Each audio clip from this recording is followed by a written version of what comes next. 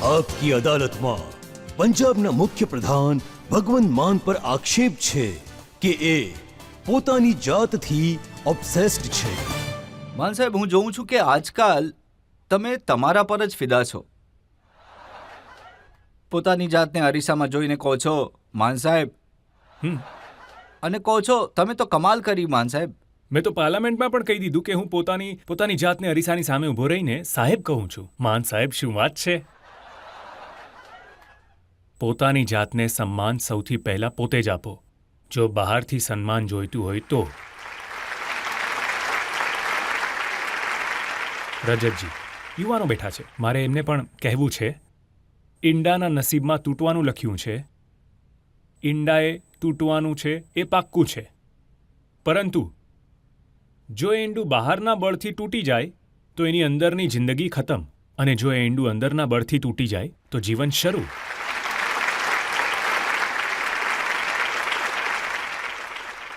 તમે કોણ છો? તમે કોણ છો એ પોતે ડિસાઈડ કરો, અને નહીં કે બહારથી કોઈ ડિસાઈડ કરીને કહે કે આ બની શકે છે, તું પેલું બની શકે છે, તું આ નહીં કરી શકે કે તું આ નહીં કરી શકે.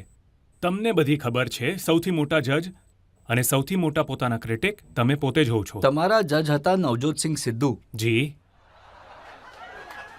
તો સિદ્ધુ સાહેબનું કહેવું છે કે પીળી પાઘડી પહેરીને કોઈ ભગતસિંહ નથી બની જતું. ભગતસિંહે તો દેશ માટે જીવનું બલિદાન આપ્યું હતું. એ કહે છે કે ભગવંત માને તો પંજાબને ગુલામ બનાવી નાખ્યું. નહીં, મેં ક્યારે કહ્યું કે હું ભગતસિંહ બની ગયો છું? હું તેમના પગની ધૂળની એક કણ પણ નથી.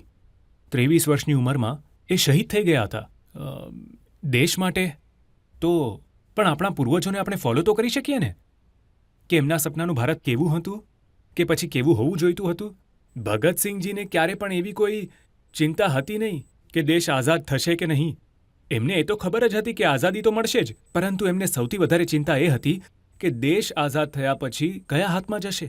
તો પછી ચિંતા સાચી સાબિત થઈ ને, કે આજે ફરીથી 75 વર્ષ પછી આપણે બહારના વિઝા લગાવી રહ્યા છે, જેમને કાઢવા માટે ભગતસિંહ જેવા, શહીદ ઉધમસિંહ જેવા, એમને બદલો લેતી વખતે કરતારસિંહ સરાબા, રાજગુરુ સુખદેવ, આપણા યોદ્ધા ફાંસી ઉપર ચડી ગયા અંગ્રેજોને દેશમાંથી કાઢવા માટે.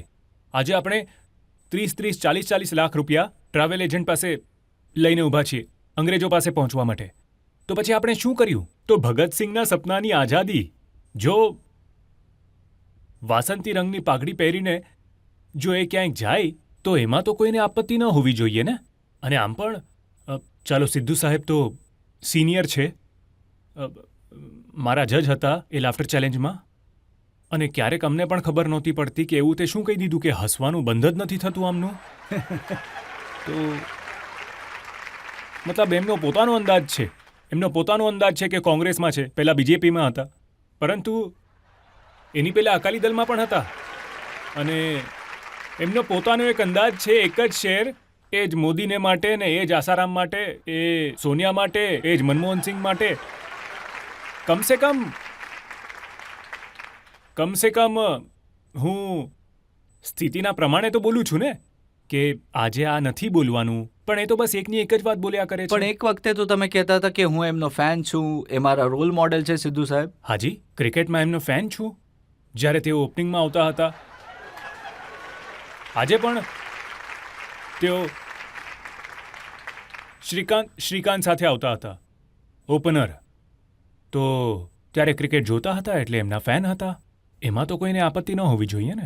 પણ રાજકારણમાં મેં સાંભળ્યું છે કે એક વખત અરવિંદ કેજરીવાલ એમને ફેસ બનાવવા માંગતા હતા આમ આદમી પાર્ટીનો પંજાબમાં.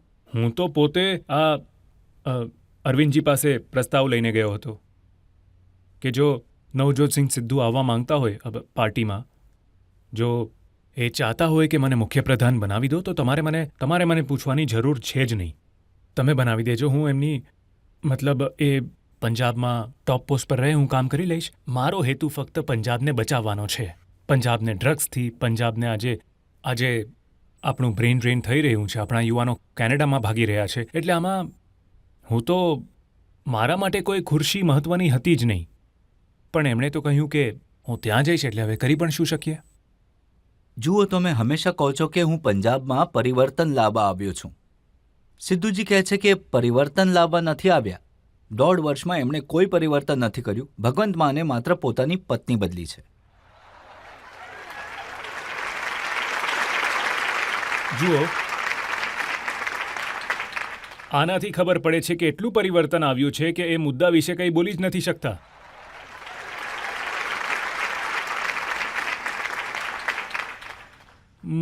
મારા બીજા લગ્ન થયા અને લીગલ લગ્ન છે. ગુરુ ગ્રંથ સાહેબજીના એમને ઘરે એમનું આસન કરાવીને 4 નામા લીધા છે. આમાં કોઈને શું પ્રોબ્લેમ હોઈ શકે? પંજાબનો આ મુદ્દો છે. સિદ્ધુ સાહેબ કહી રહ્યા છે ને, સિદ્ધુ સાહેબ, કે પરિવર્તન નથી આવ્યું, ફક્ત પત્ની બદલી. તો સિદ્ધુ સાહેબે કમસે કમ એ તો યાદ રાખવું જોઈએ ને કે એમની માના પણ બીજા હતા.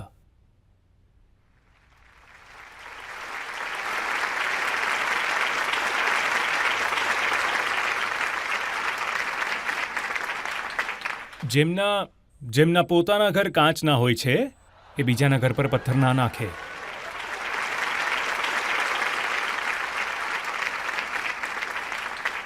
મારી વાઈફ છે, ડૉક્ટર છે, MBBS ડૉક્ટર છે. એને રાજકારણમાં હવે મતલબ ક્યારે આવી જ નથી. હા, સોશિયલ ફંક્શનમાં જરૂર જાય છે, છતાં પણ એના પર જઈને આટલા એક નીચલા લેવલ પર નીચે આવીને તમે કમેન્ટ કરો તો સારું નથી લાગતું, વ્યક્તિગત સારું નથી. હું તમારી વાત સાથે સહેમત છું. આ પ્રકારની કોમેન્ટ ન કરવી જોઈએ. આવી વાતો પબ્લિક નહીં, ડોમેનમાં અને ન જો આવવી તેઓ આવી જોઈએ. પીચ પર રમવા માંગતા હોય તો મારી પાસે પણ શોર્ટ્સ છે.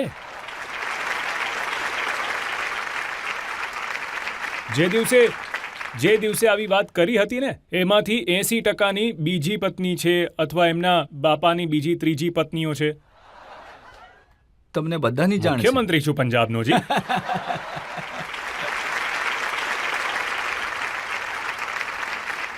આજકાલ એમની મૈત્રી બાદલ પરિવાર સાથે પણ સારી થઈ ગઈ છે. મજેઠિયા સાહેબ સાથે તો કહેવાય છે કે હવે ગળે મળવાનો સમય આવી ગયો. એમણે તો સિદ્ધુ અને મજીઠિયાની અંદર મતલબ એકબીજાની સાથે ગાળોના પણ વ્યવહાર હતા. એકબીજાની વિરુદ્ધમાં લડ્યા અને બંને જણા હારી ગયા. જીત્યું કોણ? જીવન જ્યોત કૌર, અમારે ત્યાં એક NGO ચલાવે છે, છોકરી, એ જીતી ગઈ અને બંને હારી ગયા. એક ફંક્શનમાં બંને ગળે મળ્યા કે ભાઈ આવો આવો. તો લોકો પોતાની જાતને ચીટેડ ફીલ કરે છે કે યાર આમની પાછળ જઈને આપણે આપણા કાકાની, મામાની કે બીજા સગાવાળાઓની આપણે બોલતી બંધ કરી દીધી હતી કે હું આ તરફ છું, એ પેલી તરફ છે, આ બંને મળીને એક સાથે થાય છે. તો સર, જો કરવું જોઈએ ને તો વ્યવસ્થિત રીતે કરો. પેલો શેર છે ને કે દુશ્મની કરવી હોય તો બરાબર કરો, પણ ધ્યાન એટલું રાખજો કે ક્યારેક ફરીથી દોસ્ત બનો તો શરમાઈ ન જતા. હવે બંને ભોઠા પડ્યા છે. પણ આ બંનેની જે દોસ્તી છે એ ભગવંત માનની વિરુદ્ધ છે.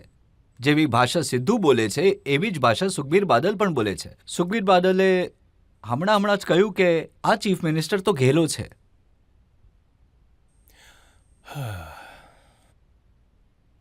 હકીકતમાં શું છે? જુઓ, પ્રકાશસિંહ બાદલ હારી ગયા, સુખબીર બાદલ હારી ગયા, એમનો જમાઈ હારી ગયો, એમનો સાળો હારી ગયો, એમના સગાવાળા હારી ગયા, ભત્રીજો હારી ગયો, કેપ્ટન અમરિંદર સિંહ હારી ગયા, ચન્ની હારી ગયો, બધા હારી ગયા. હવે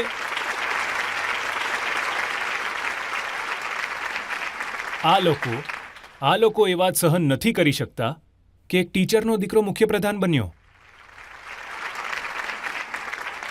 એનો મતલબ એ છે કે તેઓ 3.5 કરોડ લોકોને ગાળો આપે છે કે એમણે ઘેલાને પસંદ કર્યો. અને સુખબીર બાદલ કઈ એવી ડાઈ વાતો કરે છે? સુખબીર બાદલ સ્ટેજ ઉપર કહે છે કે પ્રકાશસિંહ બાદલ સ્વર્ગીય છે, હવે આ દુનિયામાં નથી. સુખબીર બાદલ કહે છે કે સ્ટેજ પર એક વાર નહીં 2-3 વખત કે બેઠા છે સરદાર પ્રકાશસિંહ બાદલ, આ મારા પિતા સમાન છે. બાદલ સાહેબે ઊભા થઈને કહેવું પડ્યું, પિતા છું, હું સમાન નથી. અને મને કહે છે, સર આજે મોટી સ્કૂલોમાં ભણ્યા છે ને, પહાડોની સ્કૂલોમાં, એમને 100ની ઉપર ગણતા આવડે છે, એની નીચે આવડતી જ નથી. જો એમને 144 કરોડ કહેવું હશે તો એ કહેશે કે 144 કરોડ. 100 તો આવડે છે પણ 44 નથી આવડતું એમને, 44 નથી બોલી શકતા તેઓ. તો સર, તેઓ ત્યાંથી ભણીને આવ્યા છે એમને પંજાબના કલ્ચર વિશે કાંઈ ખબર નથી. કોઈને કંઈ પણ કહી દે છે. હવે સિદ્ધુ સાહેબ કહે છે કે હું એમને મજનુ માન કહું છું. કહેતા રહે. કોણ છે સિદ્ધુ સાહેબ? સિદ્ધુ સાહેબ કોણ છે સર? વિધાયક છે? તમે તો કંઈ બાકી જ નથી નહીં, રાખ્યું. સિદ્ધુ સાહેબ કોણ છે સર? કોંગ્રેસના કોઈ હોદ્દેદાર છે? નથી. શું છે એ સર? તમારા જજ, તમારા ગુરુ, ના, ના. તમારા રોલ મોડેલ. પછી તો હારેલા જ છે ને.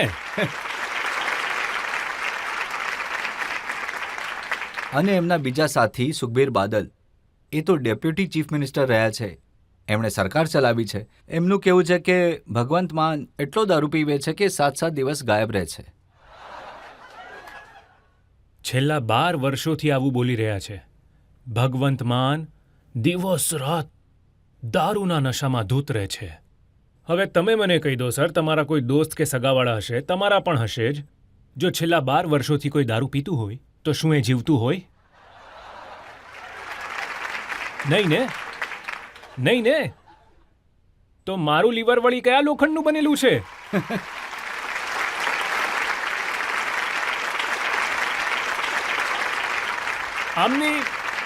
આમની પાસે કાંઈ જ નથી હોતું ત્યારે બસ એમ કહે છે કે આ તો આવું હોય. હું તો સવારે 6 વાગે ઉઠીને પહેલા ફાઇલ મંગાવી લઉં છું. અને કેટલું કામ હોય છે.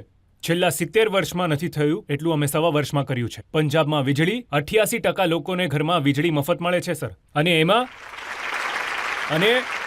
એમાં પાછું એમ પણ નહીં કે અમે બીપીએલ કાર્ડ કે એવું કંઈ રાખ્યું હોય. અમે કહ્યું કે 600 યુનિટ ફ્રી છે. 2 મહિના પછી બિલ આવે છે 600 યુનિટ. તમારા ઘરે 4 એસી લાગેલા છે. જો તમારું પણ 600 યુનિટથી નીચે હોય તો તમને પણ ફ્રી છે. બિલ 0 આવશે. વીજળી છે મારી પાસે પંજાબમાં. પેદા કરી છે મેં ઝારખંડમાં પચવાડા કોલ માઇન છે પંજાબ સરકારની. 2015થી બંધ પડી હતી, એ ચાલુ કરાવી. આ વખતે પેડી સિઝન આવશે પરમ દિવસથી. એ શરૂ થવાની છે. 52 દિવસનો કોલસો પડ્યો છે સાહેબ મારી પાસે. પહેલા ક્યારે પણ આટલો કોલસો આપણા થર્મલ પ્લાન્ટ પાસે હતો જ નહીં. ફક્ત સમાચાર આવતા 5 કલાકનો કોલસો વધ્યો, 4 કલાકનો કોલસો બાકી છે. તો કામ માટે સર જો કાંઈ કરવાની ઈચ્છા શક્તિ હોય તો કામ થાય છે સર. જુઓ, પ્રોબ્લેમ એ છે કે તમે આટલા મોટા સ્ટાર હતા કે તમને તાળીઓની આદત પડી છે. જ્યારે રાજકારણમાં આવો તો તમને થોડી ગાળો પણ પડે છે. જ્યારે પણ તમે સિસ્ટમ બદલવાની વાત કરશો, કોઈ પણ સિસ્ટમને બદલવાની વાત કરશો, તો એ સિસ્ટમના જે બેનિફિશિયરી છે, જે લાભાર્થીઓ છે, એ બાઉન્સ બેક કરશે. આ કેવી રીતે થઈ શકે? આ બદલી ના શકાય. પછી એ લોકો ગાળો આપશે સર, તમારું અપમાન કરશે, જૂનું કંઈક કાઢશે, આમ કરી દેશે, એ કરી દેશે, જેથી આ માણસ બસ અહીંયા જ ખતમ થઈ જાય અને અમે જ બેનિફિશિયરી રહેશું. તો સિસ્ટમ દુનિયાની પહેલી રેલગાડી અને દુનિયાના પહેલા વિમાનનો પણ વિરોધ થયો હતો કે આમ કેવી રીતે હવામાં ઉડી શકાય, આમ કેવી રીતે લોખંડના પાટા પર અમે ચાલી શકીએ. આજે એમના જેટલા પણ પૂર્વજો હશે કે જે great great great great grandfather જે વિરોધ કરતા હતા, એમને આજે ટિકિટો નહીં મળતી હોય, વેઇટિંગ લિસ્ટમાં હશે. તો એવી કોઈ વાત નથી. તમે અપમાન પીતા શીખી લો. અન્નાજીએ કહ્યું હતું, રાજકારણમાં અપમાન પીતા શીખી લો. અહીંયા તમને ક્રેડિટ નહીં મળે. એના માટે તમને એક મજેદાર કિસ્સો સંભળાવું. એક માણસ હતો, દરેક વાતમાં ખામી કાઢતો હતો. દરેક વસ્તુમાં નેગેટિવ માઇન્ડેડ માણસ હતો. દરેક વાતમાં એ ખામીઓ જ કાઢે. એના દોસ્તો પણ ત્રાસી ગયા હતા. યાર, દરેક વાતમાં ખામી કાઢે છે. ક્યાંકથી એના દોસ્તને એક કૂતરો મળી ગયો. એના દોસ્તને એક કૂતરો પાણી ઉપર ચાલી શકતો હતો સર. પાણી ઉપર આમ ચાલતો હતો. તો બોલ્યા કે આમાંથી એ શું ખામી કાઢશે? એને બોલાવી લીધો. એને કહ્યું આજો. એમણે કૂતરો અહીંથી છોડ્યો સ્વિમિંગ પુલમાં. કૂતરો પાણી પર ચાલીને સ્વિમિંગ પુલની પહેલે પાર જતો રહ્યો. તો કહ્યું કે બોલ, આના વિશે તારે શું કહેવું છે? તો કે સમજી ગયો આ કૂતરાને તરતા નથી આવડતું.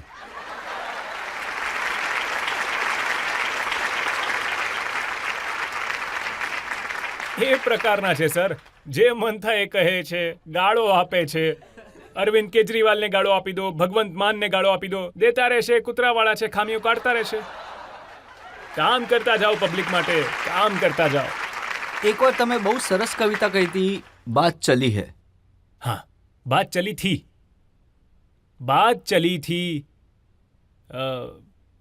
56 इंच का सीना दिखाने से, बात चली थी भारत को डिजिटल बनाने से, बात चली थी बुलेट ट्रेन लाने से. तो बात कहाँ चली गई फिर? પ્રોબ્લેમ તો હવે એ છે કે વાત જ નથી મળતી. વાત ક્યાં જતી રહી?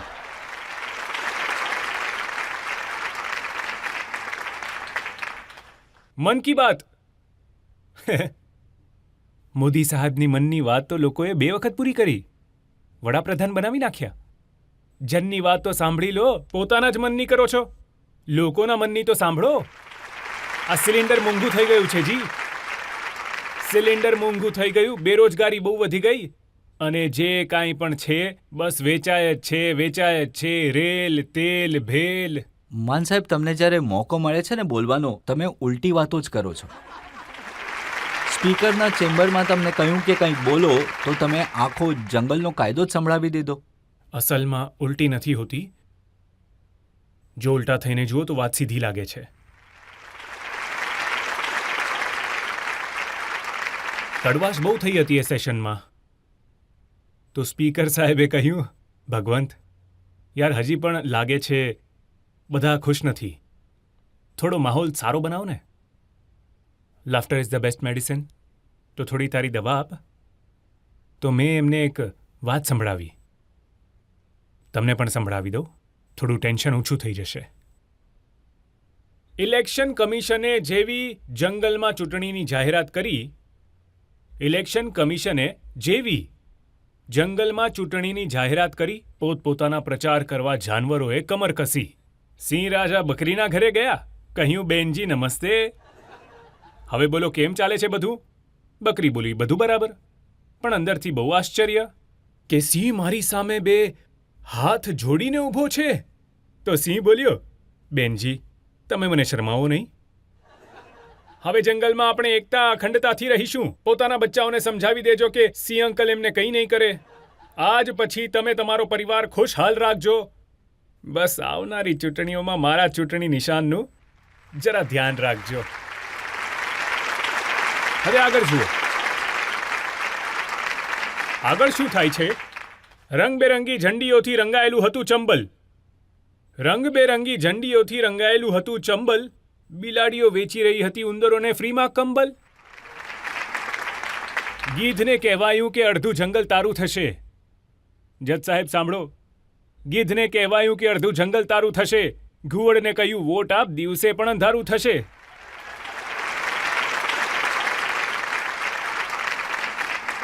ઉંદરોને વચન અપાયું કે હવે ગરુડ નહીં રહે, કારણ કે ગરુડ એમને એમના પંજામાં ઉઠાવીને લઈ જાય છે ને. ઉંદરોને વચન અપાયું કે હવે ગરુડ નહીં રહે. ગરુડોને આશ્વાસન અપાયું કે ઉંદરોની સપ્લાયમાં ઢીલ નહીં રહે. તો આખો દિવસ કેમ્પેન કરીને સિંહ પોતાના ઘરે આવે છે. ઘરે આવીને કહે, કિંગ શું કરી રહી છે મારી સિંહણ ડાર્લિંગ? સિંહણ બોલી, મારા સિંહજી, પતિદેવજી, મારું મન તો બહાર ફરવા જવાનું થાય છે. એક નરમ નાજુક મજાનું સસલું ખાવાનું મન થાય છે. સિંહ બોલ્યો કે અરે ભાગ્યવાન, મારી ફરિયાદ સાંભળી લે. ગમે તેટલા સસલા ખાઈ લેજે પ્લીઝ, પણ ઇલેક્શન પછી પ્લીઝ. તો આ વાત છે. મારું આમાં એ કહેવું છે કે પબ્લિકને પહેલાં વચન આપવામાં આવે છે અને પછી 5 વર્ષ એમને એક સસલું સમજવામાં આવે છે કે જ્યાં સુધી ઇલેક્શન નથી આવ્યું પબ્લિકને ચૂસી લો. આ ટેક્સ એમના પર લગાડો, ફલાણું. દરેક ટેક્સ પબ્લિક પર જ કેમ લાગે છે? હું આ વાત માનું છું કે જો નેતાઓને વીજળી મફતમાં મળે છે, નેતાઓને જો ટોલ પ્લાઝા ફ્રી છે, તો પછી જનતાને કેમ ના હોવી જોઈએ? પબ્લિકે તો તમને નેતા બનાવ્યા છે ને. હવે પબ્લિક પણ તમે કોઈ મોકો નથી છોડતા પ્રજાતંત્ર પર વિધાન આપવાનું. મારી પાર્ટીના પ્રધાન છે, એમણે દિલ્હીમાં શરૂ કર્યું છે કે હવે આપણે મહિલાઓને બસમાં ફ્રી છે, ઉપચાર ફ્રી છે, શિક્ષણ ફ્રી છે. તો પછી એમ કહે છે જે વિપક્ષવાળાઓ છે કે આ કેજરીવાલ ફ્રીમાં રેવડી વેચી રહ્યો છે. ફ્રીની રેવડી. મારું કહેવું છે કે અચ્છા 300 યુનિટ વીજળી, થોડો ઘણો ઉપચાર, બસની યાત્રા, હવે તમને રેવડી લાગે છે ફ્રી આપી દીધું એટલે? તો દરેક ઘરમાં 15 લાખ આવશે. એ પાપડ કોણે વેચ્યો હતો? એ યાદ નથી. તો હું તો ત્યાં પણ પાર્લામેન્ટમાં પણ એ જ કહેતો હતો કે બોલો મોદીજી, અચ્છે દિન ક્યારે આવવાના છે? ચાલો જનતાને પૂછીએ જે લોકો સવાલ પૂછવા માંગે છે. મેં તમારા એક ઇન્ટરવ્યૂમાં સાંભળ્યું હતું કે એકવાર તમે વિદેશ જઈ રહ્યા હતા. એમાં એર હોસ્ટ્રેસ પણ વિદેશી હતી, લોગો પણ વિદેશી હતા. તો તમે ત્યાં એર હોસ્ટ્રેસ સાથે તમારી ભાષા બનાવીને વાત કરી હતી. તો આ કિસ્સો અમને કહેશો? જો આનું નામ પણ તમે રાખી દો સેલ્ફ કોન્ફિડન્સ તો વધારે સારું રહેશે. સેલ્ફ કોન્ફિડન્સ કેવો હોય છે? ત્યારે હું જતો હતો, ફ્લાઇટ ન્યૂયોર્કની હતી, એર ફ્રાન્સની અહીંયાથી પેરિસથી ન્યૂયોર્ક.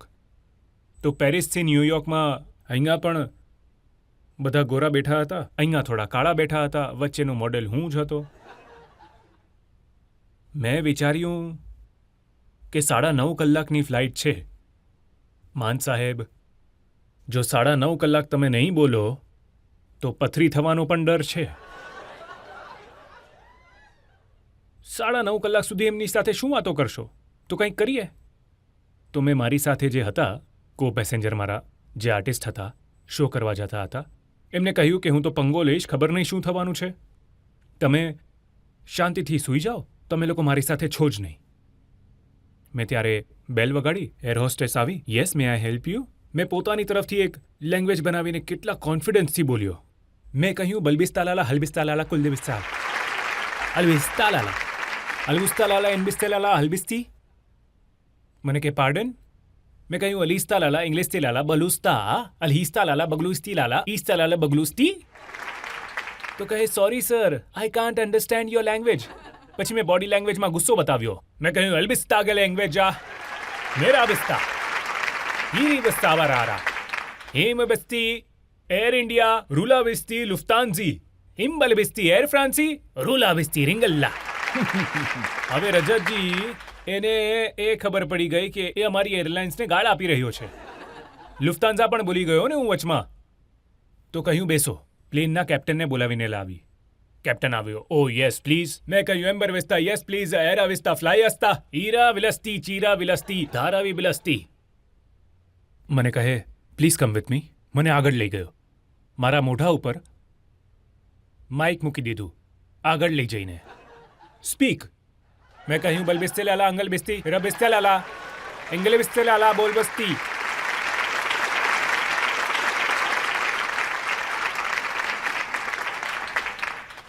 તો એ મારા અવાજમાં આખા વિમાનમાં અનાઉન્સમેન્ટ થઈ ગયું. હવે અંગ્રેજીમાં અનાઉન્સમેન્ટ કરી રહ્યા હતા કે જે માણસ આની ભાષા સમજતો હોય એ ઇમિડિયેટલી અમારો કોન્ટેક્ટ કરે. સર, અગર કોઈ લેંગ્વેજ હોય તો કોન્ટેક્ટ કરે ને.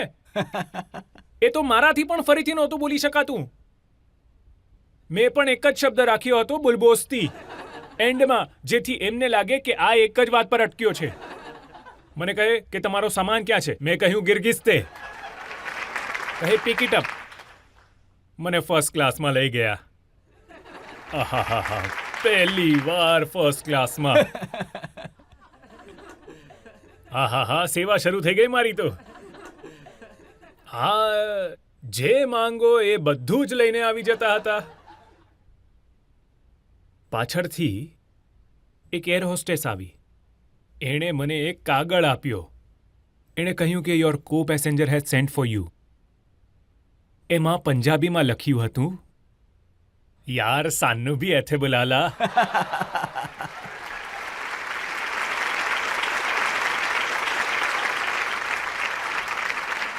અને મેં એ જ કાગળની પાછળની બાજુ લખીને મોકલ્યું, સોરી, આ મારી મહેનતની કમાયેલી સીટ છે. દરેક આવતી જતી એર હોસ્ટેસ મને પૂછીને જતી હતી, આર યુ ઓકે? હું જવાબ આપતો, બુલબોસ્તી બુલબોસ્તી. તો આ રીતનો કિસ્સો હતો એ. તમે એક બહુ સરસ વાત કરી, સેલ્ફ કોન્ફિડન્સ કેટલી મોટી વસ્તુ છે, ક્યાંથી ક્યાં પહોંચાડી દે છે.